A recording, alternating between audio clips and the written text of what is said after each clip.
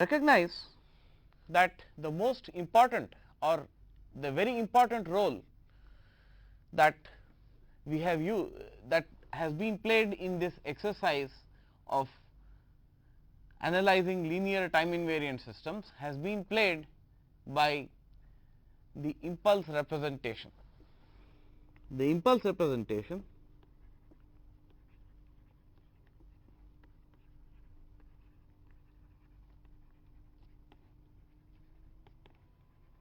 of signals in the form x n equals summation over k x k delta n minus k.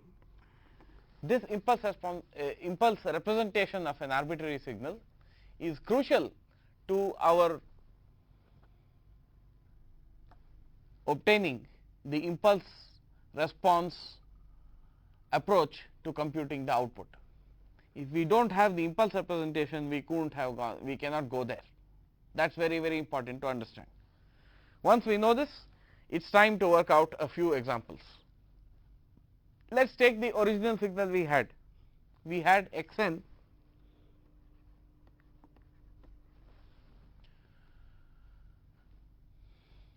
consisting of just 3 non-zero points, delta n plus delta n minus 1 minus delta n minus 3. Here is some signal. We could sketch it over here.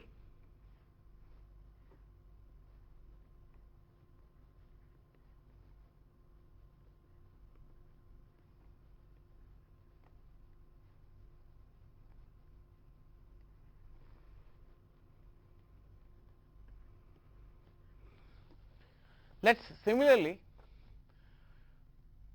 take a system now which has a very simple impulse response, because we only want to demonstrate how we do this magic of obtaining the output. So, let us take H n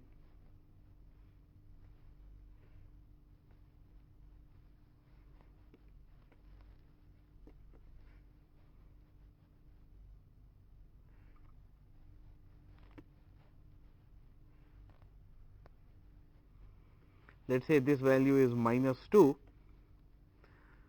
and just 1 minute.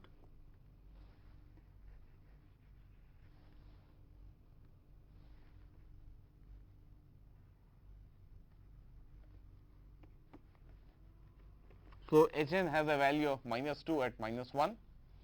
Let us say it has a value of minus 1 at n equal to 0, and let us say it has a value of 0 elsewhere. So, this is H n. It has values of minus 2 at n equal to minus 1 and minus 1 at n equal to 0. This is our system. This is the impulse response of our system.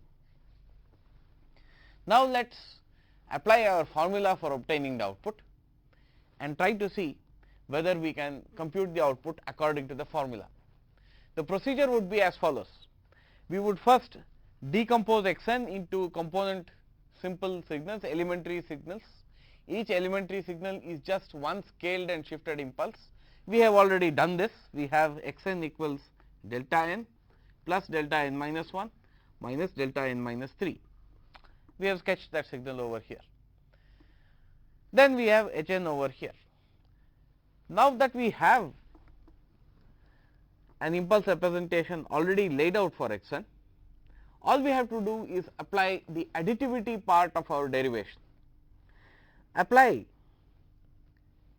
the 3 components of x n one after the other and get the corresponding responses. So, I apply delta n. What happens? What will be the output if the input is delta n? For delta n,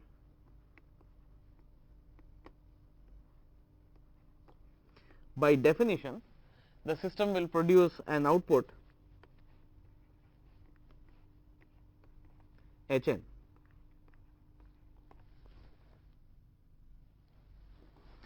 for the other signal delta n minus 1, the second member of the 3, we would get h n minus 1, and for the third member of the group minus delta n minus 3,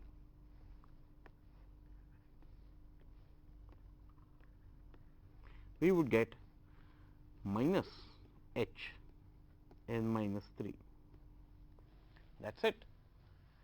So, by the additivity property, if these are the respective responses for these respective input signals, then the response to the sum of these input signals, which is of course x n, will simply be the sum of these respective responses.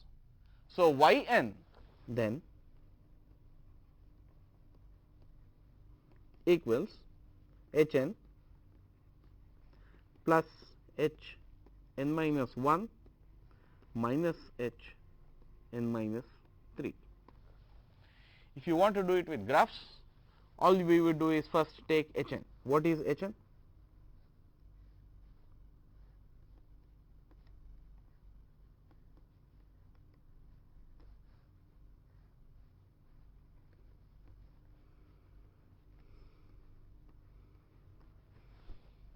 Then we would take h n minus 1. H n minus 1 is nothing but h n shifted towards the right by 1 unit step, by 1 unit of time. So, we would have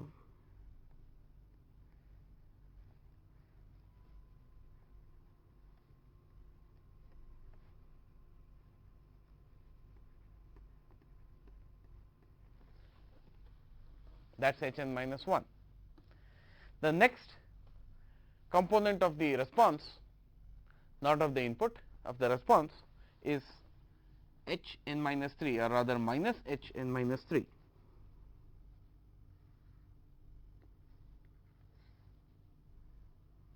Here is the time origin, you have minus h n minus 3 to be depicted over here. Minus h n minus 3 is h n shifted to the right by 3 units of time. We have already shifted it by 1 unit of time to get h n minus 1. We have to shift it further by 2 units of time, and we have to invert the direction.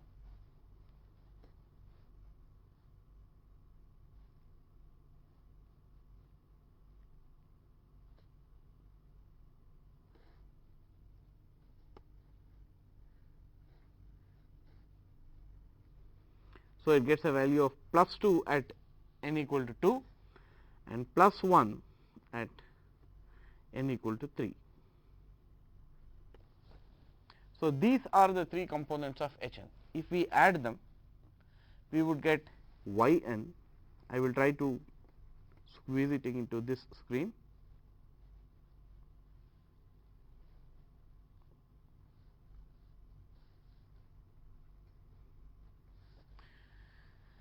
So, y n would have a value 0 for n less than minus 1, because none of these 3 components is non-zero in this region. At n equal to minus 1, we would have minus 2. At n equal to minus 1, we have y n equal to minus 2. At n equal to 0, we have y n is minus 1 contributed by h n and minus 2 contributed by h n minus 1. So, we would have minus 3 in this place. So, minus 2 at n equal to minus 1, minus 3 at n equal to 0. At n equal to 1, we have minus 1 contributed by h n minus 1.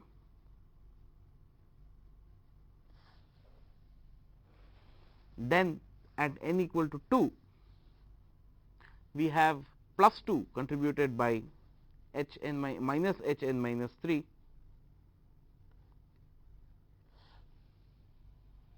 and finally, at n equal to 3, we have plus 1 contributed by h n minus 3.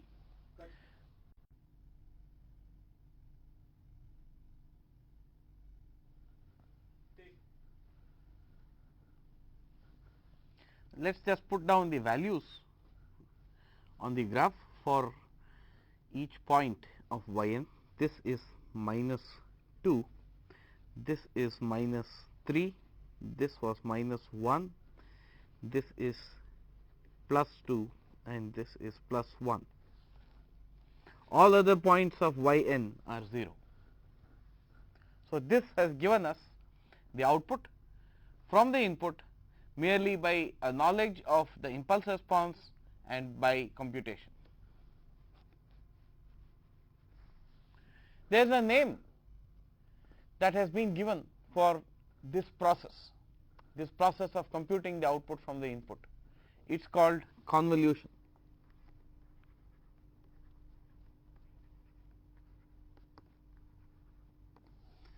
Convolution is the means of obtaining the output of an LTI system given the input and given the impulse response. Note that convolution essentially obtains a result by combining two pieces of information. One is the input signal, the other is H n. So, we have X n and H n used together to give us the output y n. There is a notation for the convolution process.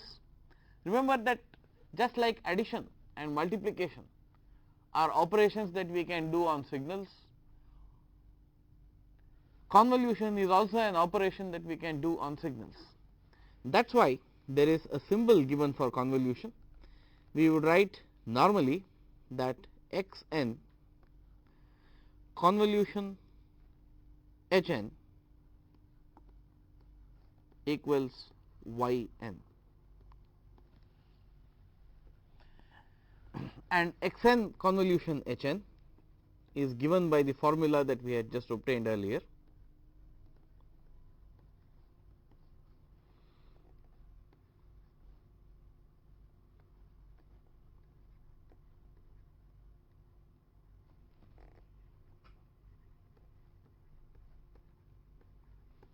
X k h n minus k. One important property of convolution is that it is commutative. That is to say, it does not matter if you exchange the positions of x n and h n, you will still get the same y n. Putting this point down in the expression, we would get h n convolved with x n equals the summation over all k of h k x n minus k. Now, is this true? It is true, and it can be very easily shown, as I will just do now. We have x k convolved with x n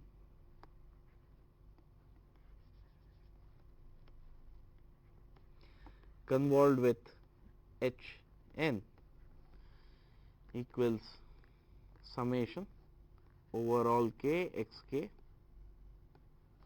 h n minus k. We will carry out a change of variables in this infinite sum. Let n minus k be equal to, say, some m. Now, if n minus k is m, then n is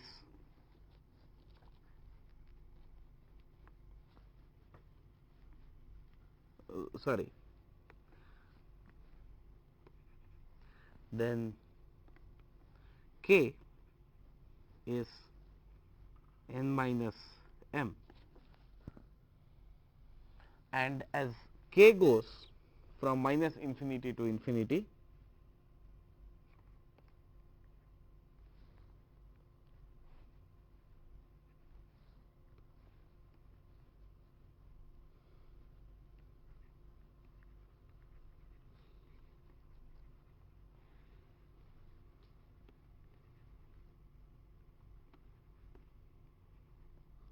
infinity, what will happen to n minus m? N minus m will go from minus infinity to infinity because that is k, and so m will go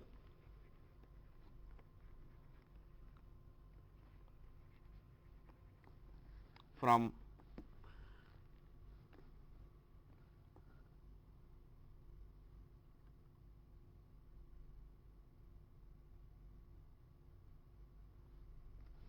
infinity minus n to minus infinity minus n, and both this is nothing but infinity and this is nothing but minus infinity.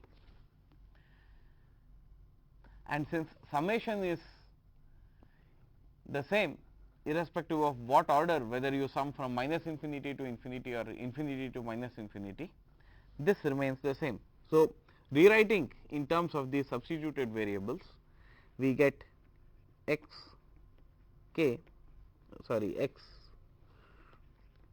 n convolved with h n equals summation m going from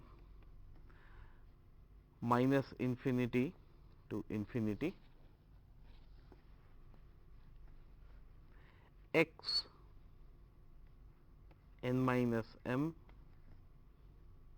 h m. This is exactly of the same form as this, except that the role of x and h have the roles of x and h have been interchanged. Effectively, therefore, this is nothing but h n convolved with x n. That shows that convolution is commutative, that in fact, the order of the two functions being convolved does not matter. You could put either of them as the first and the other as the second. The result is the same. Convolution also has some other interesting properties. Convolution being a linear operation, it distributes over addition.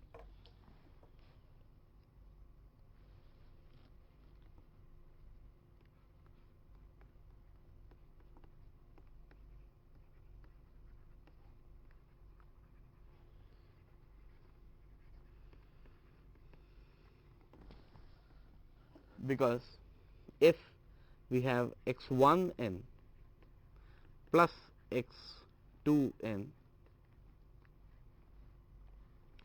convolved with h n, this is nothing but x 1 n convolved with h n plus x 2 n convolved with h n.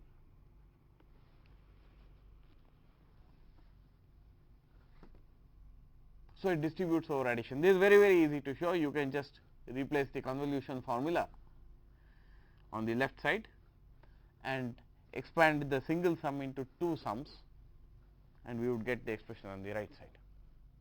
Commutation is also associative.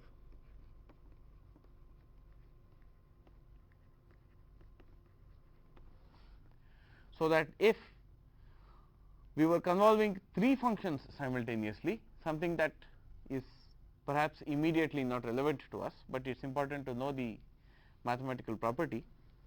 So, that we had say a convolution of x n, x 1 n convolved with x 2 n, and this result of this convolution convolved with h n, we could equally rewrite this as x 1 n convolved with the result of convolving x 2 n with h n.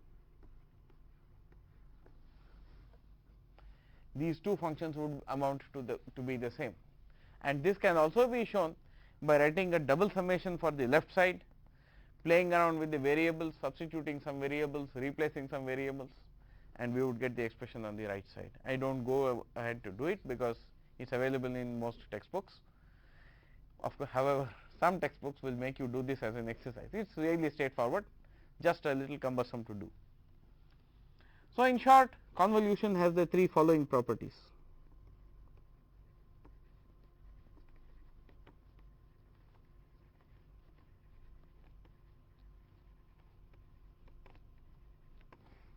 First, it is commutative.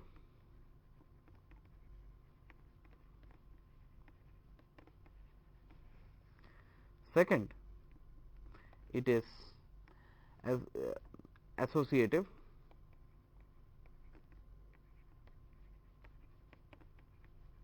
And third, it distributes over addition.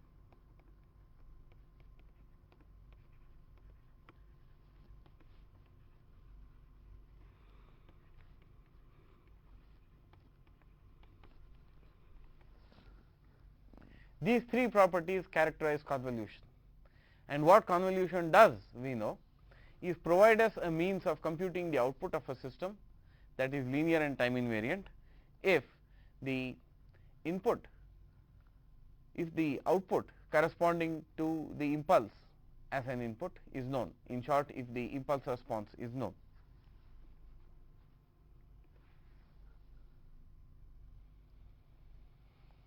Now, what about continuous time signals? Can we carry out this very interesting exercise for the context of continuous time signals as well? Whether we can do it or not would depend upon whether we can replicate some of the steps we have done here. Among the steps we took, the first step was the impulse representation of a discrete time signal. So, the question will now arise as to whether we can have an impulse representation for a continuous time signal. This is a problem of a much greater order, of a much more intricate kind, for which a more thorough study of real analysis is required. And what we will actually manage to do in this course is to take a few shortcuts, wink at a few rules, and get away with a rather superficial understanding of the real intricacies of the problem. We will, however, have enough of a working understanding of the impulse representation for a continuous time signal to do whatever we require in engineering. There is, however, much more to it, and that is important to know even if we actually have not worked out the details.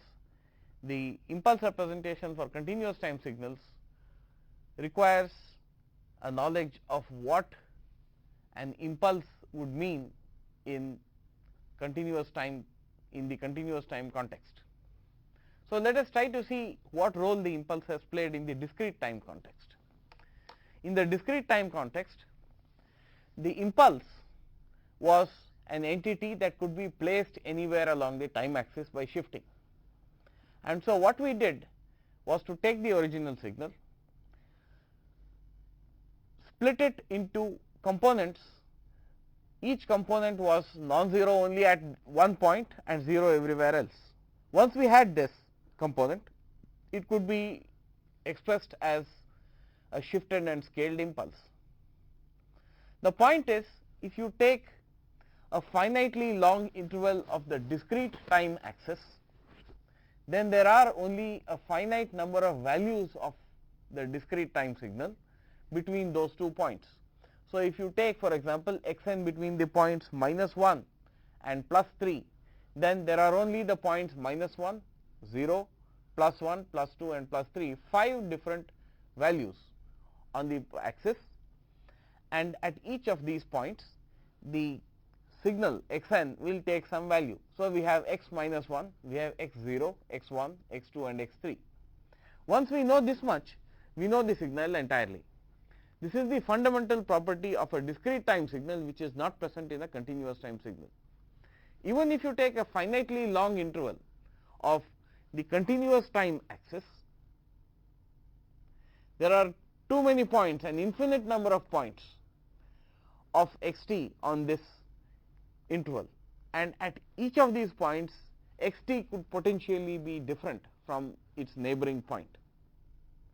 In short, therefore, we have a much larger number of points of the input signal to be represented.